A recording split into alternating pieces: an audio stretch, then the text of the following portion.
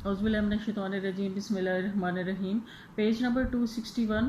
اگلا ہمارا ٹاپک ہے 1962 کا آئین اور اس کی خصوصیات، یا 1962 کا آئین اور اس کی دفعات۔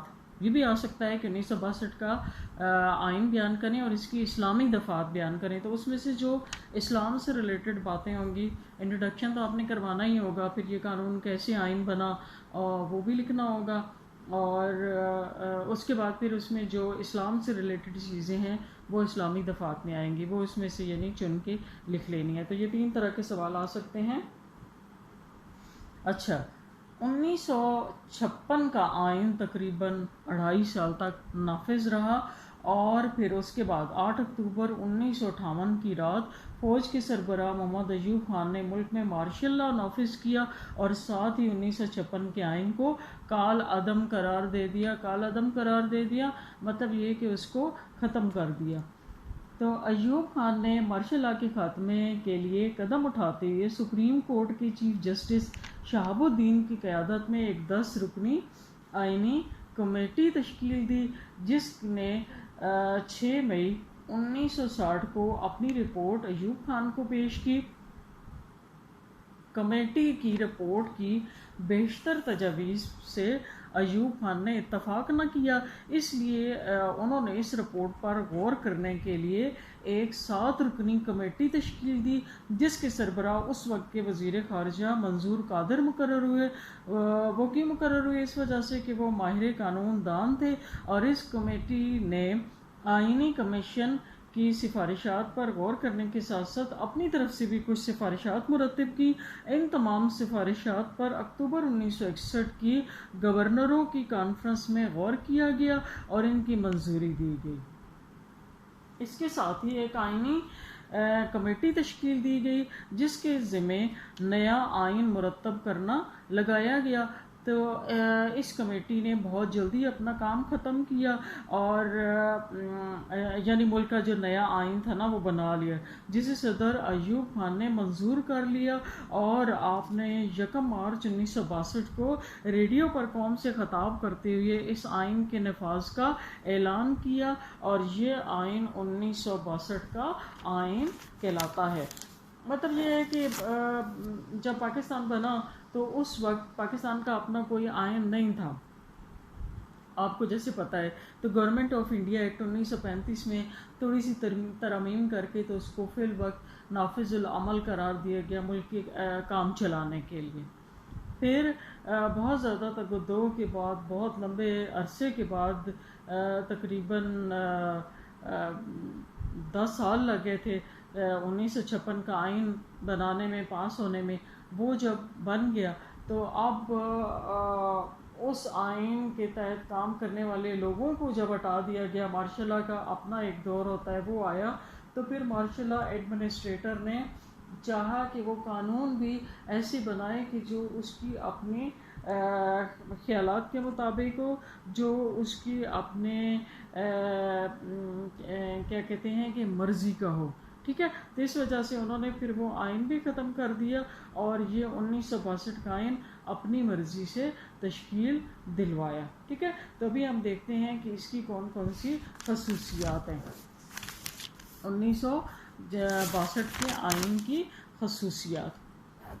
نمبر 1 ہے جی تحریری دستور۔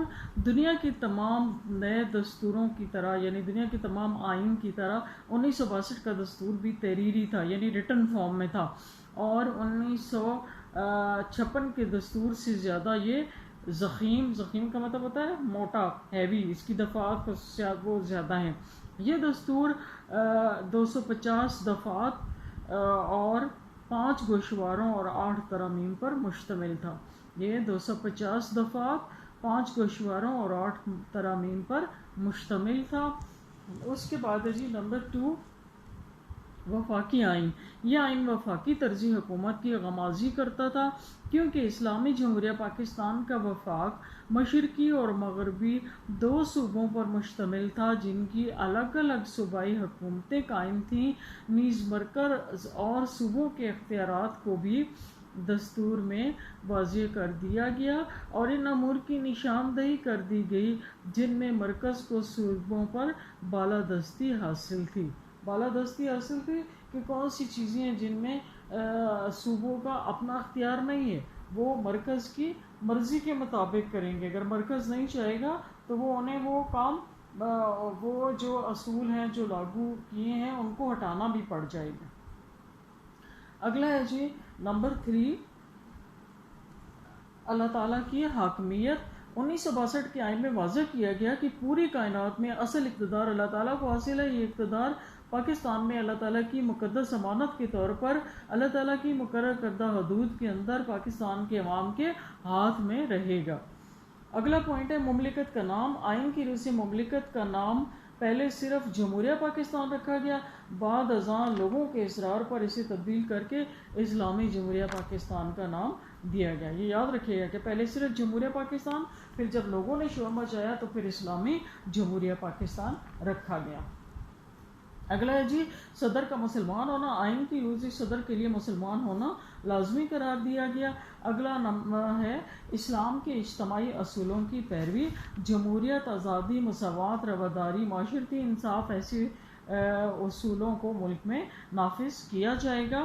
اگلا پوائنٹ ہے اسلامی طرز حیات کا فروغ۔ پاکستانی عوام کو ایسے مواقع فراہم کیے جائیں گے کہ وہ اپنی زندگیاں اسلامی اصولوں کے مطابق بسر کر سکیں اور اسلامی اصولوں کو اس ملک میں فروغ دیا جا سکے، اسلامی طرز حیات کو۔ اگلا ہے اسلامی قوانین کا نفاذ۔ ملک میں اسلامی قانون نافذ کیا جائے گا۔ پہلے سے موجود تمام قوانین کو قرآن و سنت کے مطابق ڈھال دیا جائے گا، نیز آئندہ قرآن و سنت کے منافی کوئی قانون نافذ نہیں کیا جائے گا۔ اس کے بعد ہے جی اتحاد عالم اسلام کے لیے اقدامات۔ آئین کے تحت حکومت پاکستان کو اس بات کا ذمہ دار قرار دے دیا گیا کہ وہ حکومت اسلامی جذبہ اخوت اور بھائی چارے کو فروغ دینے کے لیے تمام اسلامی ممالک کے ساتھ دوستانہ اور برادرانہ خوشگوار تعلقات استوار کرے گی۔ اس کے بعد ہے اسلامی اقدار کی حفاظت۔ حکومت پاکستان اسلامی اقدار کا تحفظ کرے گی اور تمام اسلامی اقدار مثلاً غیر اسلامی اقدار مثلاً عصمت فروشی، جوا، شراب، فحش لٹریچر کی اشاعت وغیرہ پر پابندی عائد کرے گی، نیز غیر مسلموں کے مذہبی مواقع کے علاوہ شراب نوشی کو ممنوع قرار دے گی۔ یعنی مذہب میں تو وہ آزاد ہوں گے لیکن غلط باتوں کو ایکسیپٹ نہیں کیا جائے گا۔ اگلا ہے بنیادی انسانی حقوق کی ضمانت۔ حکومت پاکستان بنیادی انسانی حقوق کی ضمانت حفاظت کرے گی، نیز بنیادی انسانی حقوق مثلاً آزادی تحریر و تقریر، مساوات، آزادی فکر، ثقافتی مذہبی آزادی، جائیداد کی خرید و فروخت، نقل و حرکت کی آزادی، روزگار کی فراہمی، طبی سہولتیں، ضروریات زندگی، روٹی کپڑا اور مکان کی فراہمی کی ذمہ دار حکومت پاکستان ہوگی۔ اس کے بعد ہے اقلیتوں کی مذہبی و ثقافتی آزادی کا تحفظ۔ اقلیتوں کے حقوق کی حفاظت کی جائے گی اور انہیں ہر قسم کی مذہبی و ثقافتی آزادی حاصل ہوگی۔ اس کے بعد ہے جی ادارہ تحقیقات اسلامیہ کا قیام۔ آئین کی روح سے ایک ادارہ تحقیقات اسلامیہ